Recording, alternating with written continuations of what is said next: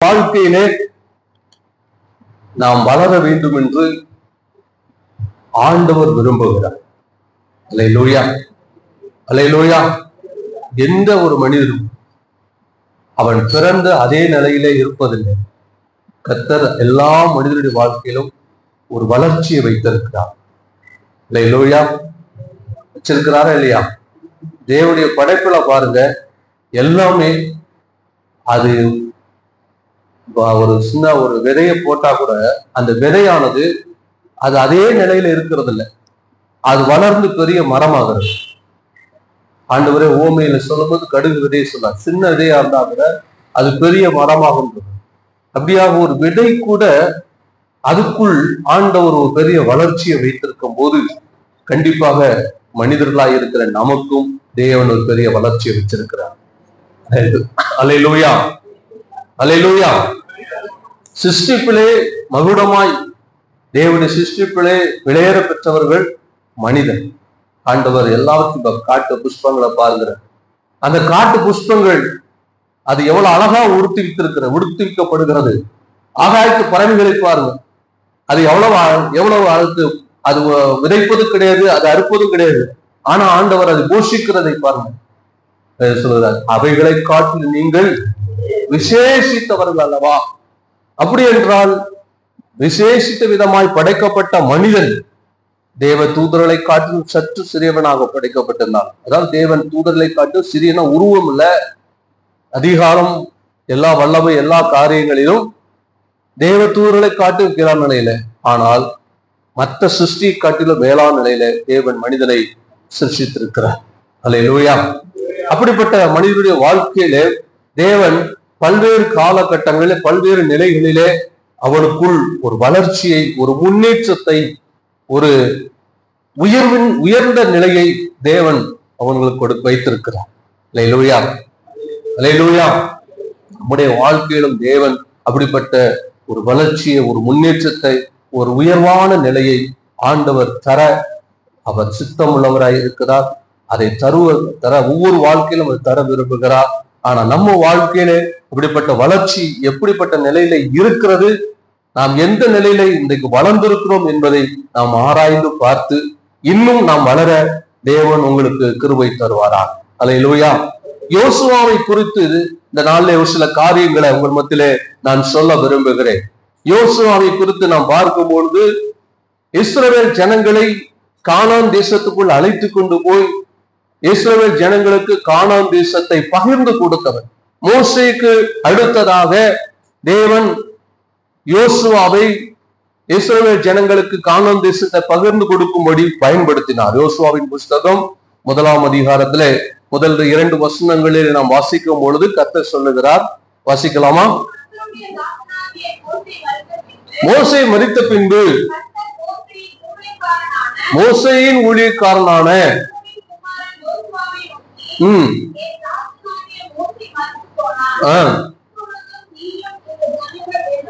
பாருங்க, மோசே மரித்த பின்பு ஆண்டவர் யோசுவாவை பார்த்து சொல்லுகிறார், நீயும் இந்த ஜனங்களும்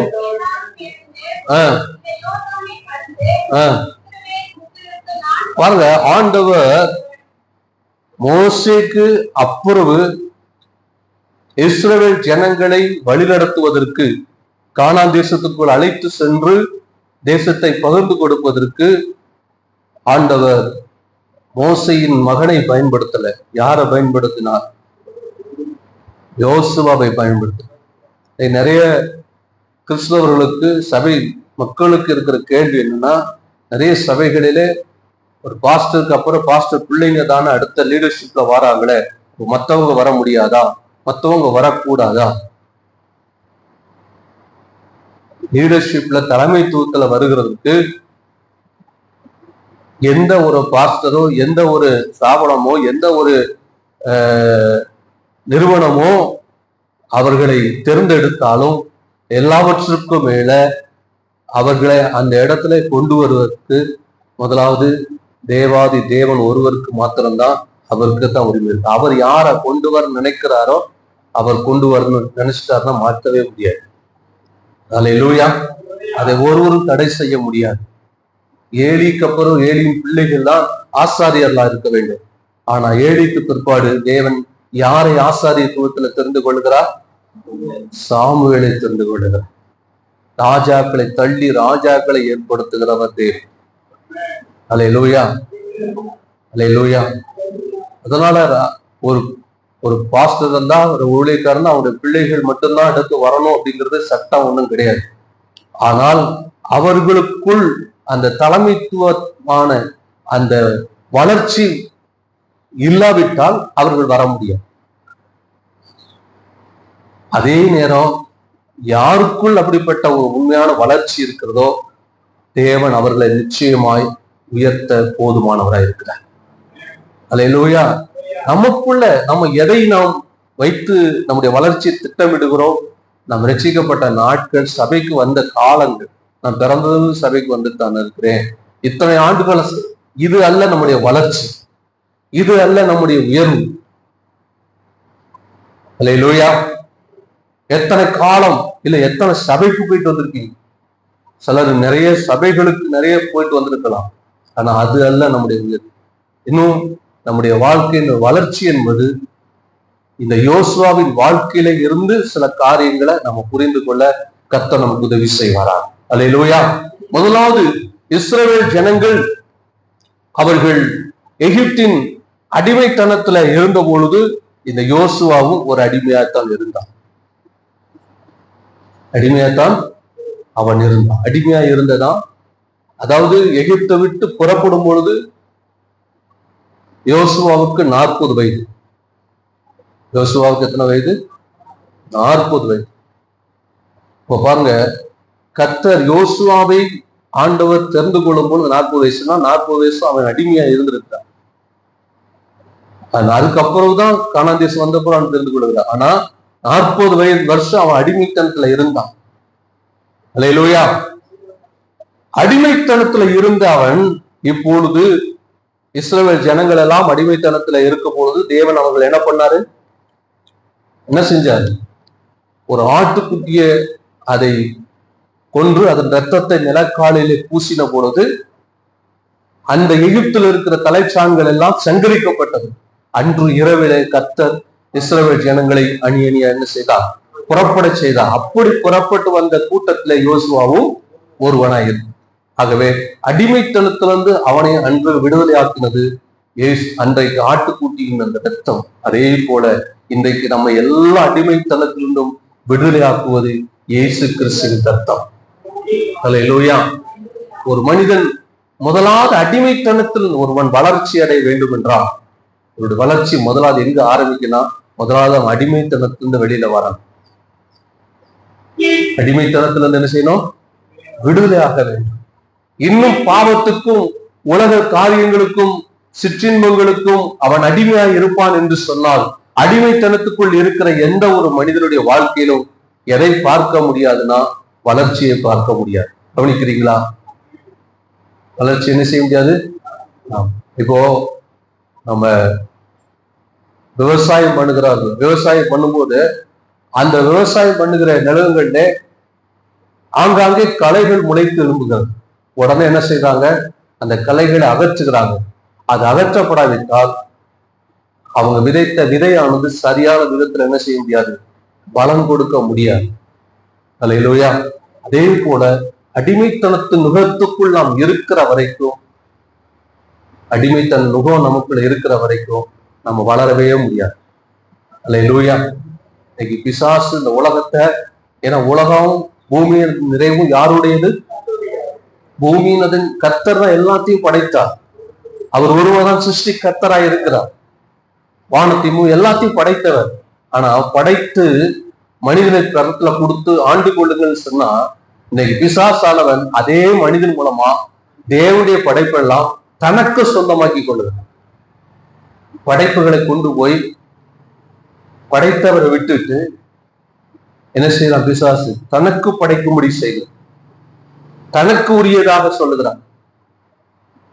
அல்லேலூயா. இன்னைக்கு நிறைய பேர் நம்ம படைத்தவரை விட்டுட்டு என்ன செய்யறோம்? தேவன் படைத்ததை கொண்டு போய் யாருக்கு அர்ப்பணிக்கிறோம்? படைக்காதவைகளுக்கு அர்ப்பணிக்கிறோம். ஏன்? அவருக்கு அடிமையா இருக்கிறதுனால. அல்லேலூயா, அல்லேலூயா.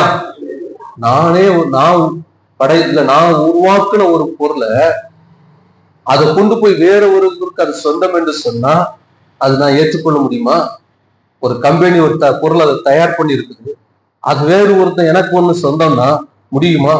ஏன்னா அவன் எல்லாமே அதுக்கு என்ன செஞ்சிருப்பான், பெர்மிஷன் வாங்கியிருப்பான், எல்லா சர்டிபிகேட் எல்லாம் வச்சிருப்பான்.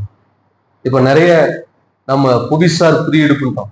குறியீடு என்னன்னா, நம்ம நாட்டுல நம்ம பகுதியில விளையப்பட பொருளுக்கு நம்ம அங்கீகாரம் வாங்குறோம். எதுக்கு அங்கீகாரம்? அப்பதான் நம்மளால அதை வச்சு நம்ம எதை பொழைப்பு நடத்த முடியும். அது நமக்கு நமக்கு லாபத்தை தரும். நம்ம உருவாக்குற, நம்ம படைச்ச பொருளை, நம்ம கண்டுபிடிச்ச பொருளை இன்னொரு இடத்துல இன்னொரு நாட்டுக்காரன் அவன் பயன்படுத்துறான்னா அவன் லாபம் அடைஞ்சிட்டு போவான். அல்லேலூயா, அல்லேலூயா. தேவன் படைத்தவைகளை இன்னைக்கு பிசாசு தனக்கு சொந்தமாக்கி கொள்கிறான். முக்கியமா மனிதனை பிசாசு பல விதங்களை அடிமைப்படுத்தி வைத்திருக்கிறான். இப்படிப்பட்ட அடிமைத்தனத்திலிருந்து முதலாவது நாம் விடுதலையாக வேண்டும் என்பதற்காகத்தான் ஆண்டவராய் இயேசு கிறிஸ்து 2000 வருஷத்துக்கு முன்பு பூமிக்கு அவர் மாமிசத்துல வெளிப்பட்டார். அல்லேலூயா, அல்லேலூயா. நீங்களும் நானும் முதலாவது அடிமைத்தனத்திலிருந்து விடுதலையாக வேண்டும். பிசாசின் அடிமைத்தனம், பாவத்தின் அடிமைத்தனம், உலக வழிபாடுகள், உலக சிற்றின்பம், உலக காரியங்கள், இவை எல்லாவற்றிலும் நாம் அடிமைத்தனத்திலிருந்து விடுதலையாகுவதற்குத்தான் இயேசு 2000 வருஷத்துக்கு முன்பு பூமிக்கு வந்தார். அவர் மதத்தை ஸ்தாபிக்கிறதுக்கு வரல, மனிதனை விடுவிப்பதற்கு, ரட்சிப்பதற்கு. அல்லேலூயா. இந்த ரட்சிப்பின் நிச்சயம் நம் ஒவ்வொருவருக்கும் கண்டிப்பா முதலாக அவசியம். அல்லேலூயா. அப்போஸ்தலர் நடவடிக்கைகள் 2ஆம் அதிகாரத்திலே 38ஆம் வசனத்திலே பேதுரு சொல்லுகிறார். வாசிங்க, அப்போஸ்தலர் நடவடிக்கைகள் 2:38.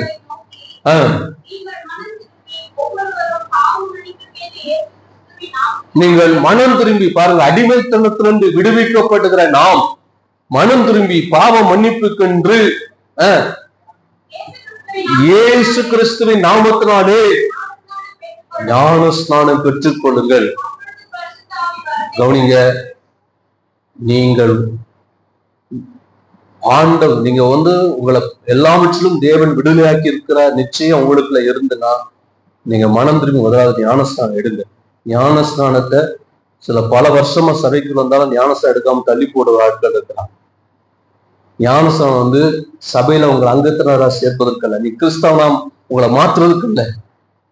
ஞானஸ்நானம் முதலாவது நீ பரலோக ராஜ்யத்துக்குரியவனா உன்னை மாத்துறதுக்கு.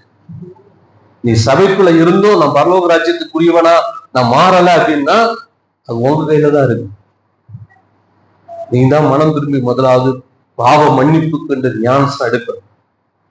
எதை தள்ளி போட்டாலும் அதை தள்ளி போடக்கூடாது. இஸ்ரவேல் ஜனங்கள் அந்த ஆட்டுக்குட்டியின் ரத்தத்தினாலே மீட்கப்பட்டது போல மனம் திரும்பி முதலாவது ஞானஸ்நானம் எடுங்க. ஞானஸ்நானம் என்பது வெறும் வழிபாட்டு முறை அல்ல, சடங்காச்சரம் இல்லை. அல்லேலூயா. நாம் பாவத்துக்கு மரித்து நீதிக்கு பிழைப்பதற்கான ஒரு அடையாளம். அல்லேலூயா. அதாவது ஞானஸ்நானத்தை மாத்திரம் நம்ம ஒரு நாளும், சிலர் அதாவது சபைக்குள்ள பிறந்து வளர்ந்தாலும் இன்னும் பல வருஷங்களா திருமணம் பண்ணி குழந்தையெல்லாம் பெற்றெடுத்தாச்சு, இன்னும் ஞானஸ்நானம் எடுக்காத ஆட்கள் இருக்கிறாங்க. அதுதான் ரொம்ப முக்கியமா நமக்கு தெரியுது. எது தெரியல? நீ அடிமைத்தனத்திலிருந்து விடுவிக்கப்பட்டால், நீ அடிமைத்தனத்துல விடுவிக்கப்பட்ட நிச்சயம் உனக்குள்ள இருந்தா, உங்களுக்குள்ள இருந்தா முதலாவது பாவ மன்னிப்பு என்று ஞானஸ்நானம் பெற்றுக்கொள்ள. அல்லேலூயா. நீங்க ஞானஸ்நானம் பெற்றாலே பரிசுத்த ஆவியை பெறுவீர்கள். ஞானஸ்நானம் பெற்றுக்கொண்டாலே பரிசுத்த ஆவியானவர்களை நிரப்ப. இதுதான் முதல் அடிமைத்தனத்திலிருந்து நீங்கள் மீட்கப்படுவதற்கான அடையாளம். இன்னும் சொல்ல போன மீட்கப்படும் நாளுக்கென்று முத்திரையாய் கொடுக்கப்பட்ட பரிசுத்த ஆவியானவரை தேவன் நமக்கு தருகிறது மூலமாக நாம் பரலோக ராஜ்யத்துக்கு போவதற்கு, அதாவது மரித்தாலும் மரித்த பின்பு ஆண்டவர் இயேசு கிறிஸ்து ரகசிய வரிகளை நாம் எடுத்துக்கொள்ளப்படுவதற்கு முத்திரையாக பரிசுத்த ஆவியானவரை தேவன் எப்பொழுது கொடுக்கிறார்? நீ ஞானஸ்நானம் எடுக்கும் போது. ஒருவேளை பரிசுத்த ஆவியானவரை பெற்றுக்கொண்டனா ஒரு காலமும் ஞானஸ்நானத்தை தள்ளி போடக்கூடாது. இது அப்போஸ்தலர் 10ஆம் அதிகாரத்தில் நீங்க வாசி பாருங்க. கொர்நேலியு வீட்டிலே அவர்கள் பிரசங்கம் பண்ணும் பொழுது யாவருமே பரிசுத்த ஆவியானவர் ஊற்றப்பட்டார். அப்பொழுது பேதுரு சொல்லுகிறான், பசுத்தாவி பெற்ற இவங்களை ஞானஸ்நானம் பெற யாரும் தடை செய்யாது. பரிசுத்தாவி பெற்றவர்கள், அவர்கள் தேவனால் முன்குறிக்கப்பட்டிருக்கிறார்கள், அவர்கள் முத்திரிடப்பட்டிருக்கிறார்கள். அவர்களை நாம் தடை செய்யக்கூடாது. அந்த பாவம் நம்மளதான் செய்யும். அவர்களை பரலோக ராஜ்யத்துக்கு போக விடாம பூட்டி போடுறோம். அவர்களை நரகத்துக்கான வாசலை திறந்து வைக்கிறோம். அல்லேலூயா, அல்லேலூயா. சபையும் சரி, இங்க சபைக்குள்ள இருக்கிற யாரும் சரி, பரிசுத்தாவி பெற்றுக்கொண்ட பின்பு நாம் அவர்களுக்கு, என்னுடைய மகள், மூத்த மக, அவ ஞானஸ்நானம் எடுக்கிறதுக்கு நான் தாமதித்துக் கொண்டிருந்தேன். அவ இன்னும் வளரணும், இன்னும் கொஞ்சம் நல்லா ஜெபம் பண்ணணும் அப்படின்னு நான் எதிர்பார்த்து கொண்டு இருக்கிற நேரத்துல ஒரு சிறுவர் முகாம் அது நடந்துக்கும் போது அவ பரிசுத்தாவி விஷயத்தை பெற்றிருக்கிறான். எனக்கு தெரியாது. அந்த கூட்டத்தை நடத்தி இருந்த பாஸ்டர் அவர் என்கிட்ட அந்த வீடியோ காட்டினார். இந்த பாருங்க, உங்க பொண்ணு பரிசுத்தான அபிஷேகத்தை பெற்றிருக்கிறார். அதற்கு பிற்பாடுதான் நான் சரி சில காரியங்கள் தாமதித்து அதுக்கு பிற்பாடு அவளுக்கு ஞானஸ்நானம் கொடுக்க எல்லாத்துக்கும் அது கொடுக்க, அந்த ஞானஸ்நானம் எடுக்க வருகிற அவளுக்கு சேர்த்து கொடுத்தேன். அல்லேலூயா. ஒருவேளை பரிசுத்தான அபிஷேகத்தை அவள் பெற்றுக்கொள்ள தாமதிச்சிருந்தா நானும் தாமதிச்சிருக்கேன். ஆனா அதற்கப்புறம் நான் தாமதிக்கிறேன். ஏன்னா அதற்கு பிற்பாடு அவளை பரலோகத்துக்கு போவிடாம பூட்டி போட நான் விரும்புகிறேன். அவளுக்கு நரகத்துக்கான வாசலை திறந்து வைக்க நான் விரும்பவில்லை. கர்த்தர் என்னை எல்லா பாவத்திலிருந்து விடுவித்திருக்கிற அடிமைத்தனத்திலிருந்து என்னை விடுவித்து என்னை ரட்சித்த ஆண்டவர் அவளையும் விடுவித்து அவளையும் தன்னுடைய பிள்ளையா ஏற்றுக்கொண்ட பொழுது நாம் ஒருபோதும் தடை செய்யவே கூடாது. அல்லேலூயா, அல்லேலூயா. யோசுவா முதலாவது அடிமைத்தனத்திலிருந்து விடுவிக்கப்பட்டான். இதுதான் முதல் வளர்ச்சியே தான். நம்ம வளர்ச்சியை தடை செய்கிறது உலகத்தின் காரியங்கள், பாவம், பிசாசு, உலக கிரியைகள், இவைகள் தான் நம்முடைய வளர்ச்சியை தடை செய்கிறது. தேவன் அதிலிருந்து நம்மை விடுவிக்கும் பொழுது நாம் அடுத்து வளர்றதுக்கு முதல் படியே ரட்சிப்பு, ஞானஸ்நானம். அல்லேலூயா. பேதுரு அதான் சொல்லுகிறான், நீங்கள் ஞானஸ்நானம் பெறுவீர்கள், பாவ மன்னிப்புக்கு என்று ஞானஸ்நானம் பெறுவீர்கள். அப்பொழுது அப்படின்னு என்ன அர்த்தம்? என்ன அர்த்தம்? ஞானஸ்நானம் என்பது நம்முடைய வளர்ச்சிக்கான முதல் படி. அப்பொழுது பரிசுத்தாவியை பெறுவீர்கள். அல்லேலூயா. ஆகவே இதுவரையிலும் அடிமைத்தனத்திலிருந்து விடுவிக்கப்பட்ட ஒரு அனுபவம் உங்களுக்குள்ள இருந்தா, நீங்கள் வளர வேண்டும் என்றால் முதலாவது பாவ மன்னிப்புக்கு என்று உங்கள் பாவங்களை அறிக்கை செய்து ஞானஸ்நானம் எடுங்க. ஆண்டவர் இயேசு கிறிஸ்து உங்களை இன்னும் வளரத்தக்கதான கிருபைகளை உங்களுக்கு தருவாராக. அல்லேலூயா. இரண்டாவதாக, இந்த யோசுவாவின் வளர்ச்சி எப்படிப்பட்டதாக இருந்தது அப்படின்னா, யாத்திராகமம் 17ஆம் அதிகாரம் 8-9 வசனங்களை வாசிக்கலாம். யாத்திராகமம் 17ஆம் அதிகாரம் 8-9 வசனங்களை வாசிங்க.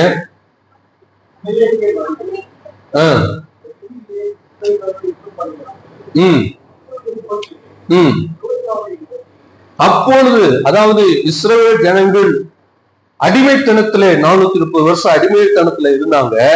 அடிமைத்தனத்துல இருந்ததான் அவர்களை ஆண்டவர் விடுவித்து கொண்டு வருகிறார். திடீர்னு பார்த்தா அவங்க ரெமிதீமில பாளையம் இருக்கிற அந்த இடத்துல இப்பொழுது அமலேக்கியர் அவர்களுக்கு விரோதம் என்ன செய்யறாங்க? யுத்தம் செய்ய வருகிறார்கள். இப்படிப்பட்ட சூழலில மோசே யோசுவாவை பார்த்து சொல்லுகிறான். வாசிங்க. யோசுவாவை நோக்கி, நீ நமக்காக மனிதர்களை தெரிந்து கொண்டு அமலேக்கோடு என்ன செய்? யுத்தம் பண்ணு.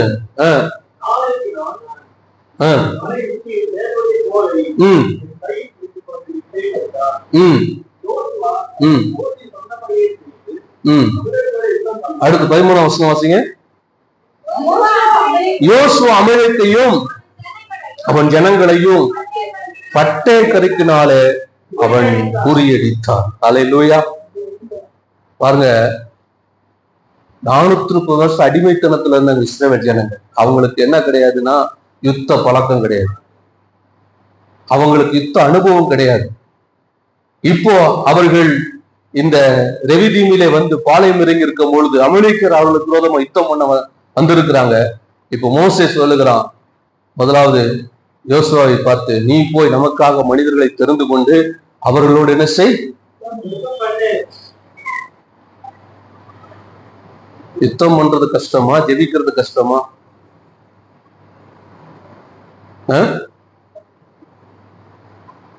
சொல்லுவாங்க, மோசே மலை மேல் போய் அவன் கையை உயர்த்திருந்தான், ஆரோனும் ஊரும் அவனை என்ன செய்தாங்க? தாங்கினாங்க. அப்ப ஆரோனை ஊறவை போல நாம் ஜெபத்துல தாங்கணும்னு சொல்ல உண்டு. அது ஒரு உதாரணங்களா இருக்கலாம். ஆனால் மோசே மலை மேல் கரங்களை உயர்த்தியிருப்பது ஜெபம் பண்ணுவதற்கான ஒரு அடையாளம். அவனுடைய கை உயர்ந்திருக்கிறது என்பது ஜெபிப்பதற்கான ஒரு அடையாளம். அவன் கை உயர்ந்திருக்கும் பொழுது இங்க பாளையத்துல யோசுவா அமலேக்கில் என்ன செய்கிறான்? யுத்தம் பண்ணினான். அமலேக்கில் முறியடிக்கப்பட்டாங்க. அல்லேலூயா. யுத்த அனுபவம் இல்லாதவர்கள் ஆனா முறை இப்ப யுத்தம் பண்றாங்க. யோசுவா சொல்லியிருக்கலாம் மோசையை பார்த்து, உமக்கு என்னையா எப்ப பார்த்தாலும் ஜபம் உட்கார்ந்து இருக்கிறது, யுத்தம் பண்றது நாங்க எங்களுக்கு எல்லாம் கஷ்டமா இருக்கும், நீர் கீழே இறங்கி வந்து யுத்தம் பண்ணி பாரு, அப்போதான் தெரியும். சொல்லியிருக்கலாமா இல்லையா? நம்ம என்ன சொல்லுவோம்? இந்த வேலையை செஞ்சு பாருங்க, அப்பதான் உங்களுக்கு தெரியும். ஆனா மோசே சொல்றான், நீ யுத்தம் பண்ணு, நமக்காக மனிதர்களை தெரிந்து கொண்டு நீ யுத்தம் பண்ணு. நான் என்ன செய்யறேன்? மலை உச்சியில உனக்காக கோடையை எடுத்து கையில. அல்லேலூயா. அதே போல இங்கே யோசுவா யுத்தம் பண்றான். கர்த்தர் அமலேக்கியரோடு நடந்த யுத்தத்துல அமலேக்கியர் முடியெடுக்கப்பட்டார்கள். முதலாவது வளர்ச்சி என்பது நம்ம ரட்சிக்கப்படுகிற அனுபவத்தில் ஆரம்பிக்கிறது. இரண்டாவது நம்முடைய வளர்ச்சி என்பது நாம் பாவத்தோடும் பிசாசோடும் உலகத்தோடும் மாமிசத்தோடும் செய்கிற யுத்தத்தில் ஏற்படுகிற வெற்றி தான் இரண்டாவது நமக்கு வளர்ச்சி. அல்லேலூயா.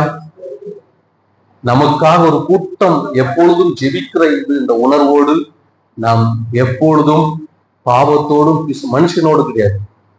எபேசியர்ல வாசிக்கும் போது நம்முடைய யுத்த மாமிசத்தோடு ரத்தத்தோடு அல்ல, அந்தகார வல்லமைகளோடு வானமண்டலத்தில் கொள்ளாத ஆவிகளோடு நமக்கு என்ன உண்டு? பிசாசோடும் மாம்சத்தோடும் உலகத்தின் கிரிகளோடும் பாவத்தோடும். ரத்தம் சிந்தத்தக்கதாக பாவத்துக்கு விரோதம் என்ன செய்யலையா? போராடலை. பாவம் செய்யாம இருக்கிறதுனா ரத்தம் சிந்தத்தக்கதா போராடணும். இதுல ஒரு வெற்றியை நாம் தரணும். அல்லேலூயா. இதுல எனக்கு எங்க பாஸ்டர் அனுபவம் இருக்கு? யோசுவாவுக்கு யுத்த அனுபவம் கிடையாது. இஸ்ரவேல் ஜனங்களுக்கு யுத்த அனுபவம் கிடையாது. அவர்கள் 430 வருஷம் எகிப்தில் அடிமைத்தனத்துல இருந்தவர்கள். இப்ப அவங்களுக்கு அடிமை கிடையாது, ஆனா அனுபவம் கிடையாது. ஆனால் மோசேயின் கரம் உயர்ந்திருக்கிறதுனாலே இப்பொழுது கர்த்தர் அவர்களுக்காக யுத்தம் பண்ணுகிறார். அல்லேலூயா. போராட யுத்தம் பண்ணணுங்கிற எண்ணம் முதலாவது நமக்குள்ள வேணும். எதோடு? மாம்சத்தோடு, பிசாசோடு, உலக கிரிகளோடு, பாவத்தோடு. இன்னைக்கு அதோடு வாழ பழகிட்டோம். எப்படி கொரோனாவோடு வாழ பழகிருக்கோமோ அதே போல எல்லாம் வாழ பழகிட்டோம். அல்லேலூயா.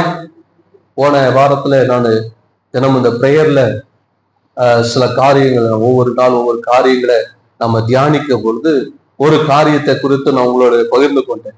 அதாவது இஸ்ரவேல் ஜனங்கள், யூத ஜனங்களை தேவன் புறஜாதி கையில, முக்கியமா பாபிலோன் கையில ஒப்பு கொடுக்கும் போது இன்னும் சில ஜனங்கள் எல்லாம் அவர்களிடத்துல அவர்களுக்கு விரோதமாக என்ன செஞ்சாங்க?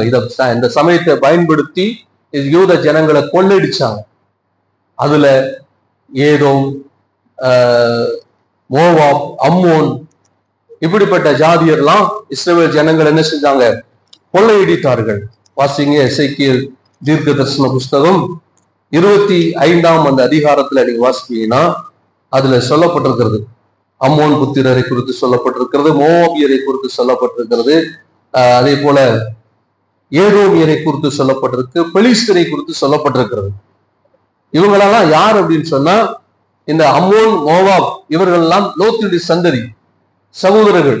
அடுத்த ஏதோமியர். ஏதோமியர் யாரு? ஏசாவுடைய சந்ததி. இந்த பெலிஸ்தியர்கள் ஆரம்பத்திலிருந்து இந்த இஸ்ரவேல் ஜனங்களுக்கு விரோதமாகவே அவர்கள் என்ன செஞ்சாங்க? யுத்தம் பண்ணிட்டு இருந்தாங்க. இதுல மோவாபியரை குறித்து ஆண்டவர் சொல்லும் பொழுது மோவாபியரை குறித்து சொல்லுகிறார் ஆண்டவர். 25:8 வாசிங்க.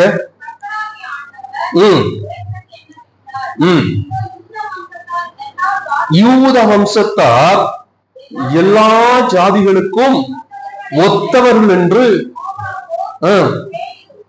பாருங்க. அதாவது ஆண்டவர் இஸ்ரவேல் ஜனங்களை தெரிந்து கொள்ளும் பொழுது, இவங்க மோவாப் தேசத்துக்கு வரும்பொழுது அந்த பாலாக் ராஜா அவங்களை சபிக்கிறதுக்காக பேழையாமை கூலி பொருந்துகிறான். அந்த பேழையாம அவர்களை பார்க்கும்போது பார்த்து அவன் ஆசீர்வதிக்கும் போது சொல்றான், இவர்கள் ஜாதிகளோடு கலவாதவர்கள் அப்படிங்கிறான். இவர்கள் ஜாதிகளோடு கலவார்கள். யூத ஜனங்கள் யாரோடு கலக்க மாட்டாங்க. ஏன் கலக்க மாட்டாங்க அப்படின்னு சொன்னா, கவுனிங்க, யூத ஜனங்கள் மற்ற ஜனங்களோடு கலக்காததுக்கு காரணம் அவர்களோடு மற்ற பழக்க வழக்கங்கள் மற்ற வழிபாட்டு முறைகளுக்கு உட்படக்கூடாது என்பதற்காக ஆண்டவர் யாரோடும் அவர்களை கலக்கக்கூடாது, சம்பந்தம் கலக்கக்கூடாதுன்னு சொல்லியிருக்கிறார். அதனால அவங்க யாரோடு கலக்க மாட்டாங்க, யாரோடு என்ன செய்ய மாட்டாங்க, கலக்க மாட்டாங்க. ஆனா இப்ப என்ன நடக்குதுன்னா, இந்த மோவாபியர் சொல்லுகிறான், இவர்கள் எல்லா ஜாதிகளோடும் ஒத்து போகிற கூட்டம். எப்படி ஒத்து போகிற கூட்டம்? இப்போ எல்லா ஜனங்களுடைய வழிபாட்டு முறைகளும் இப்ப யூதேயாவில் இருக்கு, இஸ்ரவேல் ஜனங்களுக்குள்ள இருக்கு. ஹலோ, வேணா மைக் தாரேன், சத்தமா பேசுங்க. அல்லேலூயா, கவனிக்கிறீங்களா? சரி, யூத ஜனங்கள் எல்லோரோடு என்ன செய்கிறவர்கள் இப்போ ஒத்து போகிறவர்களா காணப்படுகிறார்கள். உலக வழிபாடு, உலக ஜனங்கள் மற்ற எல்லாருடைய வழிபாட்டு முறைகளுக்கு அங்க இருக்கிறது. இப்போ ஒரு கேள்வி, ஒருத்தர் சொல்றான் இவர்கள் யாரோடு ஒத்து போகாதவர்கள், இவர்கள் தனித்து வாசம் பண்ணுகிறவர்கள். ஒரு கூட்டம் சொல்றது இவர்கள் ஒத்து போறவர்கள், இவர்கள் ஒத்து போகிறவர்கள். இப்ப யார் சொல்றது நம்ம நம்ப முடியும்? நான் சொல்றது புரியுதா உங்களுக்கு? கிறிஸ்தவர்கள் யாரோடு ஒத்து போக மாட்டாங்க. இதுக்கு முந்தின காலகட்டங்களில் ஒரு 10-20 வருஷத்துக்கு முன்னால பாத்தீங்கன்னா, அதுல சிஎஸ்ஐ, லுத்ரன், ரோமன் கத்தலிக் டோட்டலா ஃபுல்லா மாத்தம்தான். அவங்க எல்லாமே மற்ற ஜாதிகளோடு இல்லை என்ன பழக்க வழக்கம் எல்லாமே இருக்கும். அதே போல மற்ற சிஎஸ்ஐ, லுத்ரன் ஓரளவுக்கு சில காரியங்கள் இருக்கும். அந்த பெந்தேகோஸ்தே அனுபவத்தை உடையவங்க எல்லாம் பாத்தீங்கன்னா, முன்னாலாம் யாரோட ஒத்து போக மாட்டாங்க, ஊரோட ஒத்து போக மாட்டாங்க, குடும்பத்தோட எதையுமே ஒத்து போக மாட்டாங்க. ஆனா இப்ப அப்படி எல்லாம் மாறிச்சு. இப்ப என்ன சொன்னாங்க, அவங்க எல்லாத்தையும் அவங்களும் தீபாவளி கொண்டாடுவாங்க, அவங்களும் ரம்ஜான் கொண்டாடுவாங்க, பக்ரீத் கொண்டாடுவாங்க, தீபாவளிக்கா எல்லாம் நடக்கும், எல்லாமே கொண்டாடுவாங்க. அவங்க எல்லாத்தோட ஒத்து போறவங்க அப்படிங்கிற நிலை இன்னைக்கு வந்துச்சு. அல்லேலூயா, நான் சொல்றதை கவனிக்கிறீங்களா? ஒத்து போலாமா, ஒத்து போக கூடாது? சொல்லுங்க. நீங்க ஒத்து போகாம இருந்தீங்கன்னா எங்கேயாவது ஒரு இடத்துல நீங்க இடறி விழும்போது அவங்க எல்லாம் சிரிக்கும். என்னெல்லாம் பண்ண, ஜபான் ஓடுனேன், ஆண்டவரான்னு ஓடுனேன்,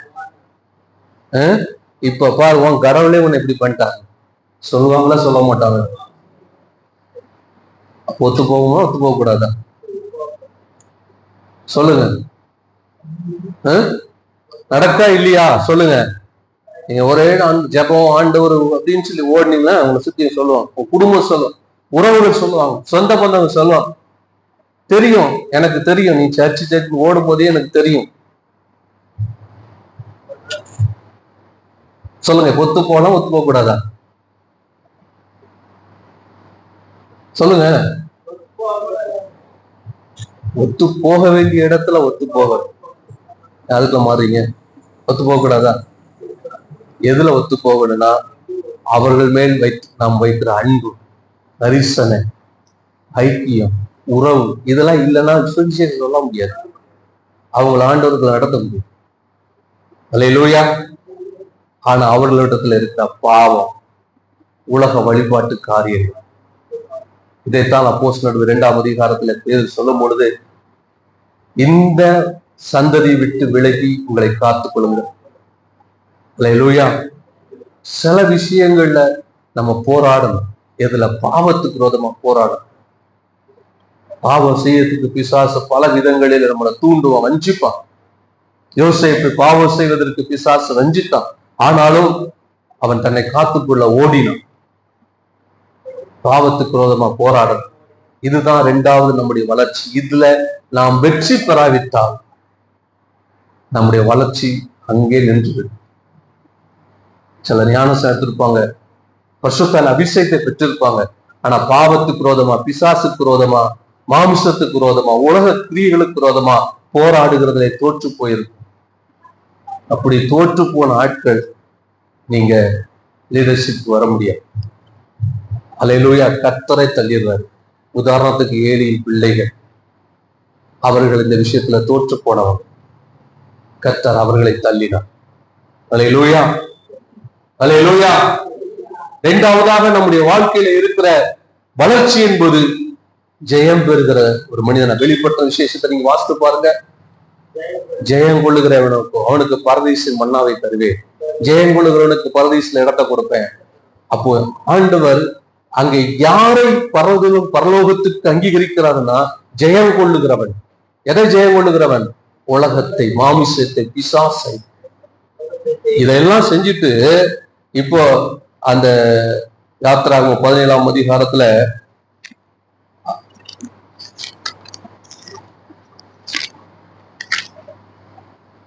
17ஆம் அதிகாரம் 14, 15, 13ஆம் வசனத்தில் வாசிங்க. யோசுவா அமலேக்கையும் அவன் ஜனங்களையும் பட்டய கருக்கினாலே முறியடித்தான். மோசே நோக்கி இதை நினைவு கூற பொருட்டு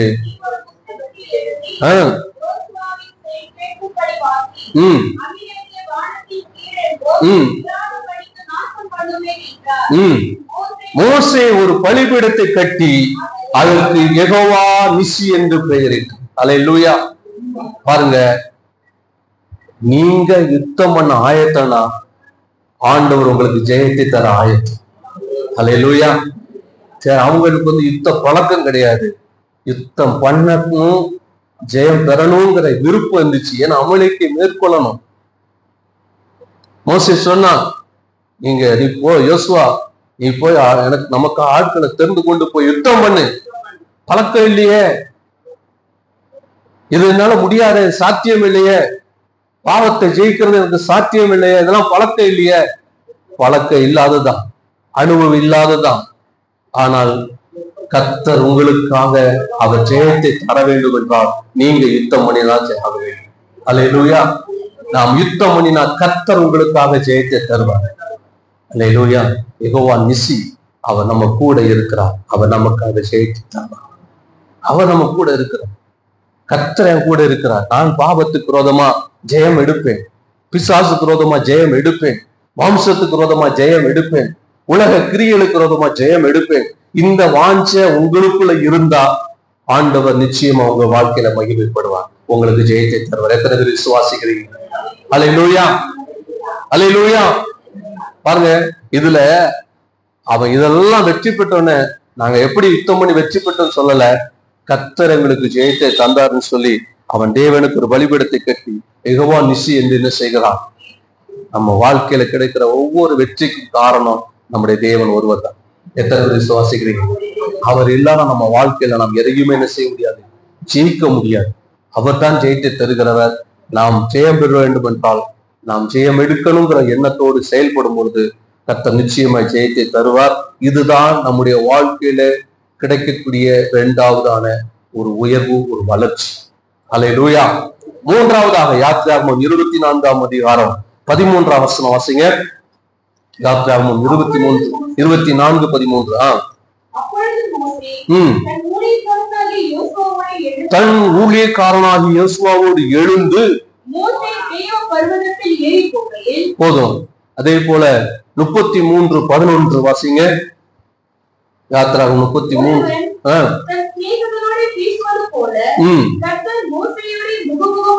பேசினார். பின்பு அவன் பாளையத்துக்கு திரும்பினான்.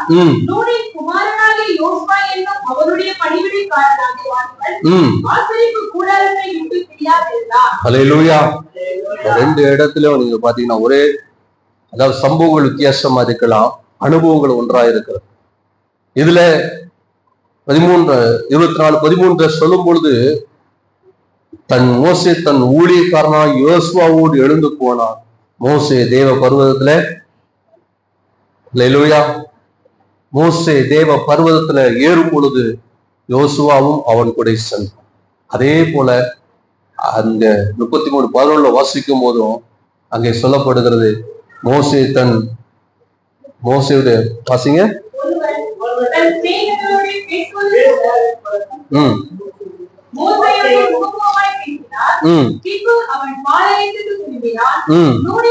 நூனின் குமாரனாகிய யோசுவா என்னும் பணிவிடைக்காரன் ஆசாரிப்பு கூடாரத்தை விட்டு விலகாதிருந்தான்.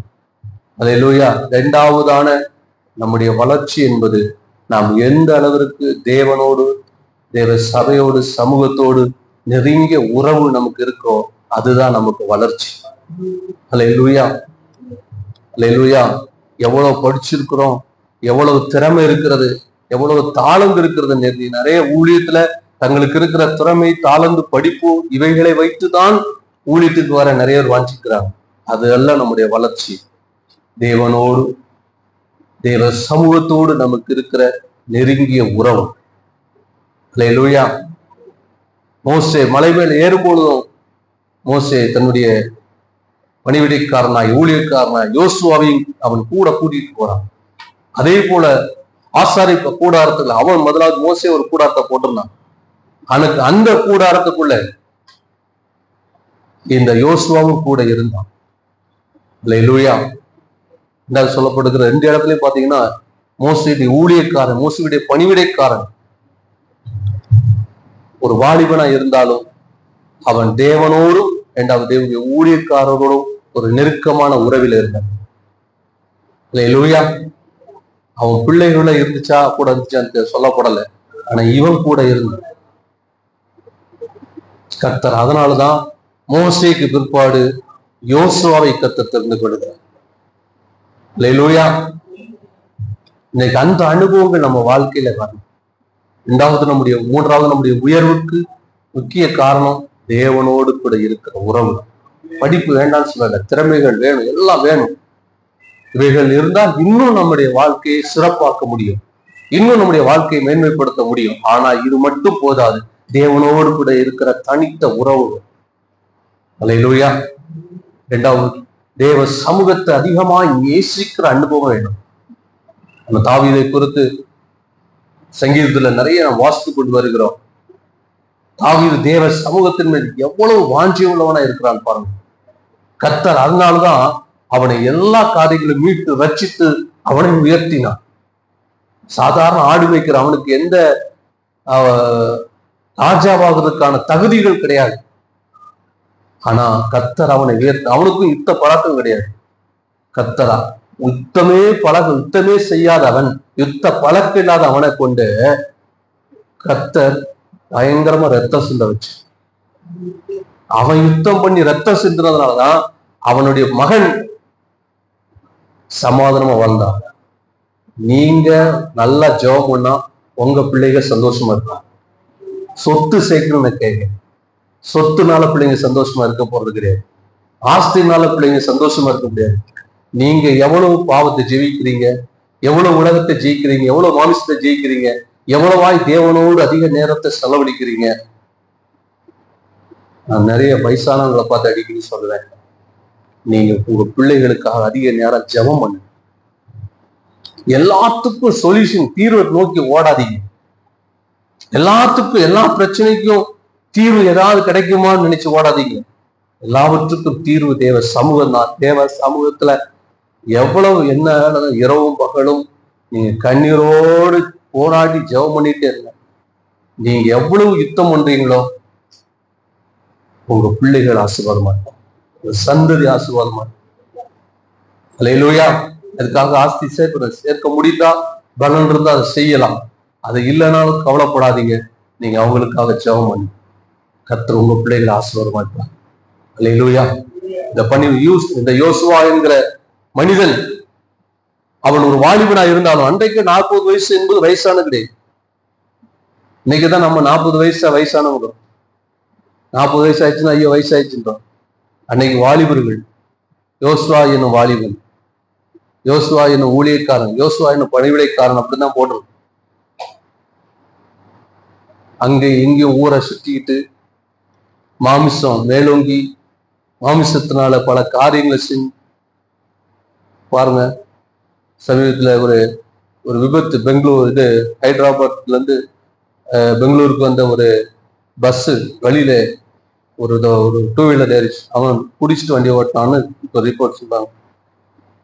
அவனும் ஸ்பாட்ல அவுட்டு, அதனால பஸ் எரிஞ்சு அதுல ஒரு 24 பேர். எத்தனை விபத்துகள், நிறைய வாலிபர்கள், நிறைய போஸ்ட் அந்த சாணகத்துல அடிக்கடி ஏதாவது பார்த்து அவ்வளவு வாலிபர்கள், பெரும்பாலும் வாலிபர்கள் புகைப்படம் தான் இருக்கு. போன வாரம் கூட ஒரு போஸ்ட் பார்த்தா வாலிபர் மாசத்துக்குலாம் ஒரு 2-3 படம் வாலிபர்கள் படத்தை போட்டு இரங்கல் போட்டு எல்லாம் குடி போதையில பைக் ரேஸ். வாலிபர் நாட்கள் வேத சொல்ல ஒரு சிருஷ்டிக்கத்திர நினை. அல்லேலூயா. பணிவிடைக்காரனா இருந்தான். அங்கங்க ஓடல, உலகத்துல என்ஜாய் பண்ணணும்னு நினைக்கல. தேவ சமூகத்துல தேவனோடு நேரத்தை செலவழித்தான், மோசையோடு நேரத்தை செலவழித்தான் கர்த்தர். அதனாலதான் யோசுவாவை மோசேக்கு அடுத்த ஒரு தலைவனாக ஆண்டவர் தெரிந்து கொள்கிறார். இவனாவது வாலிப நாட்களும் ஆண்டுடைய சமூகத்துல நேரத்தை செலவழிச்சான். ஆனா இவனை விட இன்னொருத்தர் இருக்கிறார். யாரு? சாமுவேல். குழந்தையா இருக்கும் போதே தேவ சமூகத்தில் செலவழித்ததுனால அவனுக்கு 4 போஸ்ட்: ஆசாரியர், நியாயாதிபதி, தீர்க்கதரிசி, அடுத்த யாரு? தலைவர். அன்னைக்கு இருக்கிற லீடர் அவன் தான். அல்லேலூயா. கர்த்தர் பாருங்க, எவ்வளவு தேவனோடு நம்ம நேரத்தை செலவழிக்கிறோம். எல்லாம் இருக்கட்டும், என்ன படிப்பு திறமை, நேரத்தை எவ்வளவு செலவழிக்கிறீங்களோ கர்த்தர் உங்களை நிச்சயமா உயர்த்துவார். ஒரு மனுஷனும் அதை தடை பண்ண முடியாது. எத்தனை பேர் சுவாசிக்கிறீங்க? இன்னும் வேதத்துல எத்தனையோ பேரை சொல்லலாம். தானியேல் வாழ்க்கையில அவன் அந்தி சந்தி 3 நேரையும் பாபிலோன்ல இருந்தாலும் கூட எருசலேமில இருந்தது போலவே முன் போலவே அவன் எருசலேமுக்கு நேரா பலகணிகளை திறந்து ஜெபித்தான். கர்த்தர் அதனால பிரதானிகளுக்கு பிரதானியாகவும் தேவன் அவனை உயர்த்தினான். அல்லேலூயா. தேவனோடு எந்த அளவுக்கு நாம் நேரத்தை செலவழிக்கிறோமோ, அது சிறு பிள்ளையா இருக்கலாம். கவனிங்க, நிறைய சின்ன பிள்ளைகள் விளையாட்டுத்தனமாவே இருக்கிறாங்க. நான் நிறைய இடங்களை பார்த்துருக்கிறேன். 10 வயசு 12 வயசு எவ்வளவு ஜெபிக்கிறாங்க, எவ்வளவு கண்ணீரோடு ஆண்டவர் தேடுறாங்க, எவ்வளவு பைபிள் வாசிக்கிறாங்க. இன்னும் நம்ம பிள்ளைகள் எவ்வளவோ வளரணும். நம்ம தான் அதுக்காக முயற்சி எடுக்கணும். 10 வயசு பிள்ளைகள் தான். நீ பாருங்க, வீடியோ பாருங்க, நல்லா ஜெபம் பண்றாங்க, கண்ணீரோடு ஜெபம் பண்றாங்க. 10 வயசு பிள்ளைகள். நம்ம 10 வயசுனா என்ன? எத்தனை? 10 வயசுனா 5ஆம் கிளாஸ், 2ஆம் கிளாஸ் படிக்கும், 1ஆம் கிளாஸ் 2ஆம் கிளாஸ் படிக்கும், அப்படிதானே? 4th சரி, பாருங்களேன். 10 வயசு 12 வயசு பிள்ளைகள் எல்லாம் கண்ணீரோடு ஜெபம் பண்றாங்க. நல்லா வசனத்தை சொல்றாங்க. தாளந்துகளை சொல்லல, வசனத்தை சொல்றேன். அவனுடைய வசனத்தை சொல்லி ஜெபம் பண்றாங்க. நம்ம பிள்ளைகளை இன்னும் நல்லா எக்யூப் பண்ணணும். வாலிபர்கள் பைபிள் வசனத்தை சொன்னாலும் உடனே எடுத்து வாசிக்கிறதுக்கு தமிழ் தெரியுதா, இங்கிலீஷ் தெரியுதா, என்ன லாங்குவேஜ் தெரியுதுன்னு எனக்கே தெரிய மாட்டேங்குது. எதுவுமே எடுத்து வாசிக்கிறது கிடையாது. பழகணும். வீட்டுல பைபிள் வாசிக்கிறது நேரத்தை எடுக்கணும். அதுக்காக நேரத்தை செலவு. ஒரு நாளைக்கு எவ்வளவு நேரம் மொபைல் பண்ண பாக்குறீங்க? அதுக்கு ஈக்குவலாவது உட்கார்ந்து பைபிள் வாசி. நான் வேற ஒண்ணும் சொல்லல,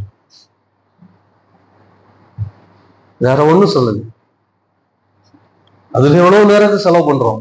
ஆனா அந்த நேரத்தை பைபிள் வாசிக்கிறதுக்கு நல்ல சத்தமா வீட்டுல பைபிள வாசிங்க. சத்தமா சண்டை போடுவோம். பைபிள் வாசிக்க மட்டும் சத்தம் போட மாட்டேன், வராது. மற்றதெல்லாம் சத்தம் வரும், சத்தம் வாசிங்க. அப்போதான் உங்களுடைய வார்த்தைகள் ஒழுங்கா திரும்ப. சிலர் கேட்டா சொல்லுவாங்க, ஏமா இப்படி வாசிக்கிற, இப்படி வாசிங்க, இது செய்யுங்க அப்படின்னு சொல்லுவாங்க. அது நல்லதுதான். அல்லேலூயா. நம்மளை திருத்திக்கிறது, சரிப்படுத்துறது நல்லா இருக்கும். பழகுங்க. அல்லேலூயா. பாருங்க, இதுதான் நம்முடைய வளர்ச்சி என்பது. என்னது? தேவனோடு, தேவ சமூகத்தோடு நாம் செலவழிக்கிற நேரம். அடுத்து 4வதாக என்னாகும் 13ஆம் அதிகாரம் 16ஆம் வசனத்தை வாசிங்க. என்னாகும் 13:16.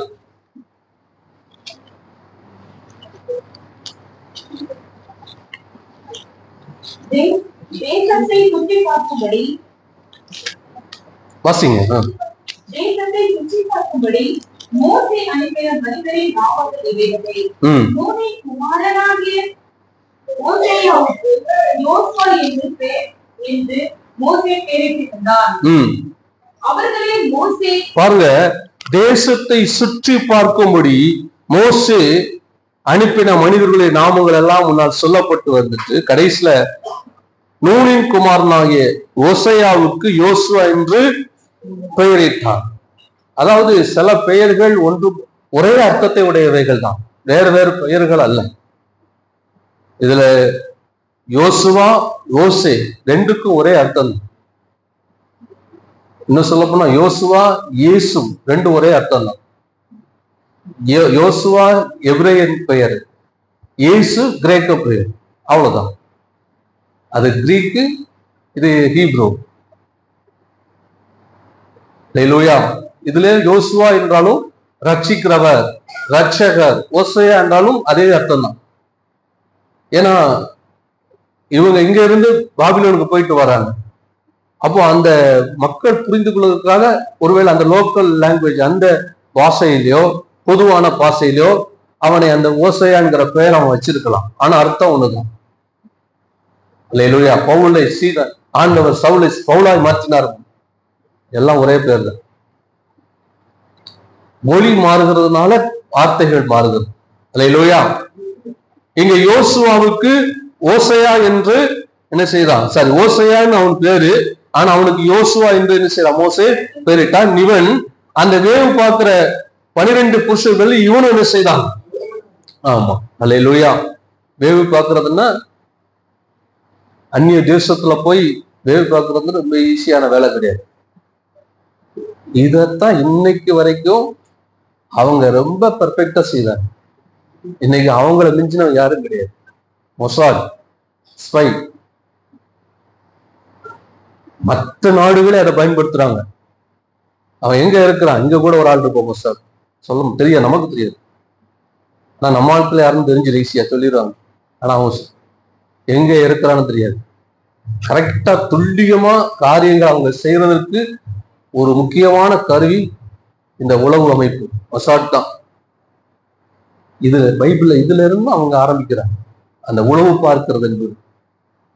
ஏன் அவங்க வாழ்க்கையோட பயங்கர எல்லாத்துலயுமே அவங்க ஒரு வெற்றியா போயிட்டு இருக்கிற காரணம் எல்லாமே பைபிள் வசனத்துல இருந்து அவங்க சில காரியங்களை தேர்ந்தெடுத்து அதை செய்யறாங்க. எப்படி மோசே அன்றைக்கு வேவு பார்க்கறதுக்காக 12 பேர் அனுப்புவாங்க, இதே போலதான் அன்னைக்கு பல தேசங்களுக்கு அவங்க உளவு அமைப்பு அனுப்பி காரியங்களை செய்யறாங்க. அல்லேலூயா. அதுல ஒரு ஆள் யாருன்னா இந்த யோசுவா. அல்லேலூயா. மோசே இந்த 12 பேர்ல அவனை அனுப்பி அந்த தேசத்தை வேவு பார்க்கும்படி அனுப்புறான். இப்ப 12 பேரும் போறாங்க.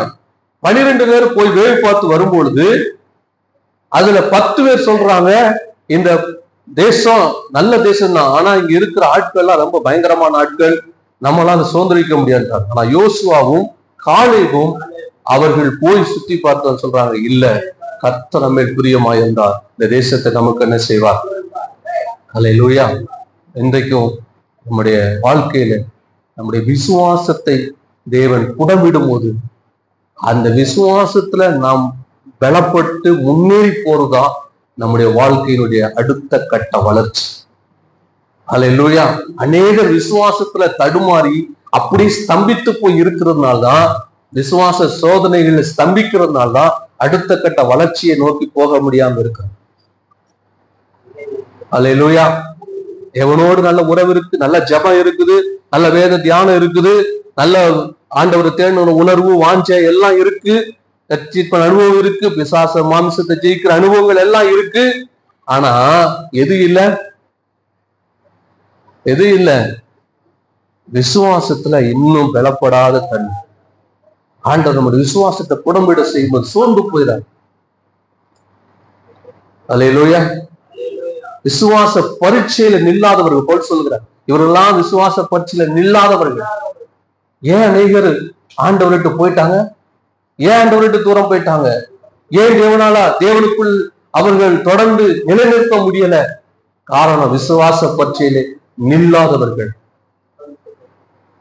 அல்லேலூயா. அநேகர் விசுவாச பரீட்சையில நில்லாமல், நிற்க முடியாமல் விழுந்து போறாங்க, தடுமாறிட்டு இருக்கிறாங்க. நீங்க விசுவாசத்துல நிற்க கர்த்தர் உங்களுக்கு கிருபை தருவார். அல்லேலூயா. நீங்க ஒரு காரியத்தை புரிஞ்சுக்கோங்க, எந்தெந்த பகுதியெல்லாம் நம்ம பலவீனப்பட்டிருக்கிறோம்னு ஆண்டவருக்கு தெரியுதோ கர்த்தர் நிச்சயமா அதுல உதவி செய்யலாம். பேதுரு பார்த்து ஆண்டவர் சொல்றாரு, பேதுரு உன்னை பிடமுடிமடி பிசாசு உத்தரவு கேட்டுக்கொண்டான், அவனை நான் உன்னை சோதிக்கிறதுக்கு நான் அவனை விடவே மாட்டேன் அப்படின்லாம் ஆண்டவர் சொல்லல. என்ன சொன்னாரு? உன் விசுவாசம் ஒளிந்து போகாதபடி உனக்காக என்ன பண்ண ஜெபம் பண்ற. அப்போ ஆண்டவருக்கு தெரியுது அவன் விசுவாசத்துல தடுமாறுகிறவன். விசுவாசத்துல அவன் தடுமாறுவான். உங்க சோதனையை ஒரு நாள் கர்த்தர் தடுத்து நிறுத்த மாட்டார். நம்முடைய விசுவாசம் சோதிக்கப்படும் பொழுது தேவன் ஒரு நாள் தடுத்து, அப்படி தடுத்திருந்தா யோபுவை குறித்து பிசாசு வந்து கேட்கிறான், நீ எல்லாத்தையும் கொடுத்திருக்கிறீர் தானே, அதனாலதான் இவ்வளவு விசுவாசமா இருக்கிறான், எல்லாத்தையும் எடும், நீ அதெல்லாம் கை போடாத, உனக்கு அதெல்லாம் அதிகாரம் கிடையாது, போங்க அப்படின்னு சொல்லியிருக்கலாம். ஆனா நான் செய்யல, உத்தரவு கொடுத்தார். ஏன்னா அவருடைய விசுவாசம் புடமிடப்படாம. எல்லார் வாழ்க்கையில விசுவாசம் புடமிடப்படுவதற்கு தேவன் நிச்சயமாய் அனுமதி கொடுப்பார். பிசாசு இருக்கிறதுக்கு நோக்கமே அதுக்குத்தான், ஆண்டவர் வச்சிருக்க நோக்கமே அதுக்குத்தான். சோதனைக்காரன் சோதிக்கிறதுக்கு தான் அவன் இருக்கு. நம்முடைய விசுவாசத்தை புடமிடுக்கிறதுக்கு தான் கர்த்தர் அவன் வச்சிருக்கிறார். இல்லைன்னா நாம யாருன்னு நமக்கே தெரியாது. அல்லேலூயா. பல சோதனைகள் வரும்பொழுது உங்களுடைய விசுவாசம் புடமிடு போகும்போது நம் விசுவாச பரீட்சையில நிற்போம் என்றால் நம்முடைய வாழ்க்கையினுடைய பிரதான வளர்ச்சிக்கு அது வழிவகுக்கும். அல்லேலூயா. மனுஷகுமார் வருகிற நாளிலே எதை காண்பாரோ? விசுவாசத்தை காண்பார். ஆண்டவர் நம்மகிட்ட எதிர்பார்க்கிற பிரதான காரியம் விசுவாசம். விசுவாசம் உள்ள சந்ததியை, நான் கிறிஸ்தவன் அந்த பெயரை வைத்துக் கொண்டிருப்பதல்ல.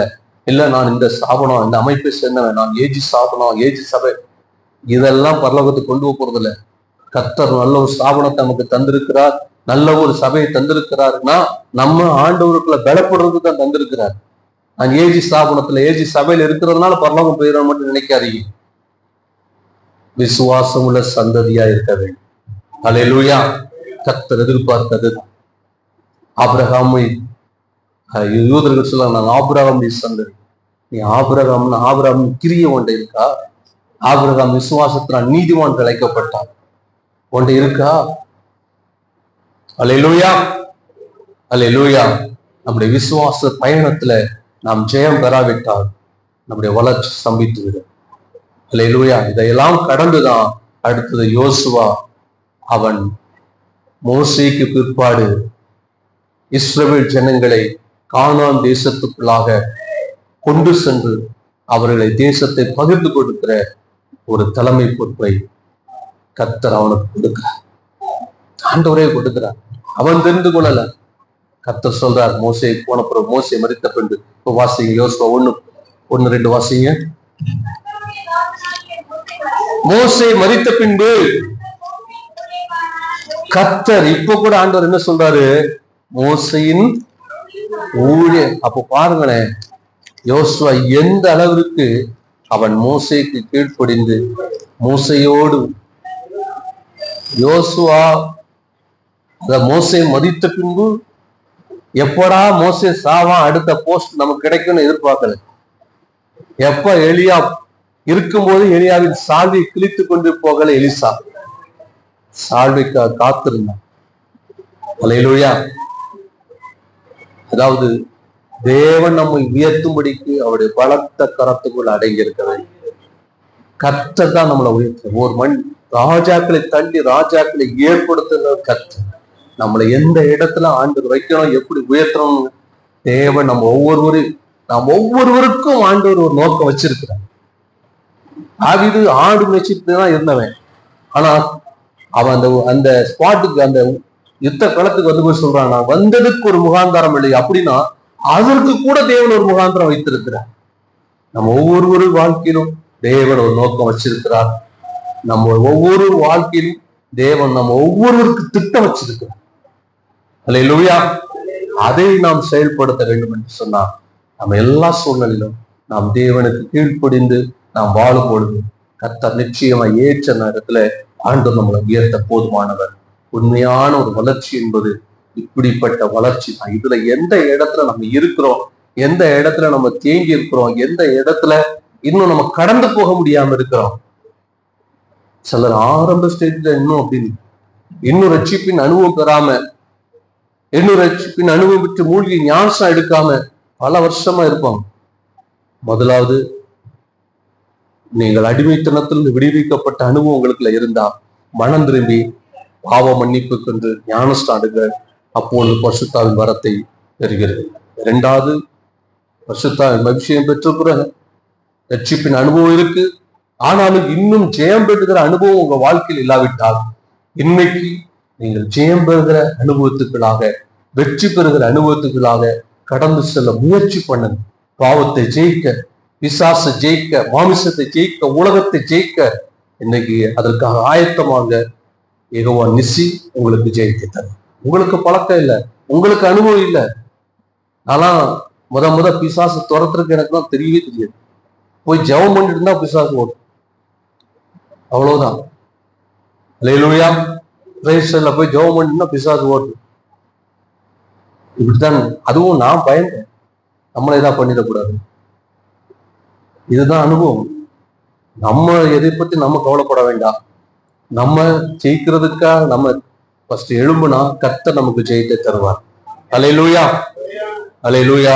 அடுத்தது தேவனோடு கூட இருக்கிற அந்த அனுபவத்தை இன்னும் நம்ம அதிகப்படுத்த தேவன் அதற்கு கிருபை தருவார். விசுவாசத்துல இன்னும் நாம் பலப்பட தேவன் உங்களுக்கு கிருபை தருவார். இவைகள் இருந்தா நிச்சயமாய் உங்கள் வாழ்க்கையில கர்த்தர் ஒரு பெரிய ஒரு வளர்ச்சியை, ஒரு உயர்வை வைத்திருக்கிறார். நிச்சயமாய் கர்த்தர் அதை செய்ய போதுமானவராய் இருக்கிறார். கண்களை மூடி நாம் செவி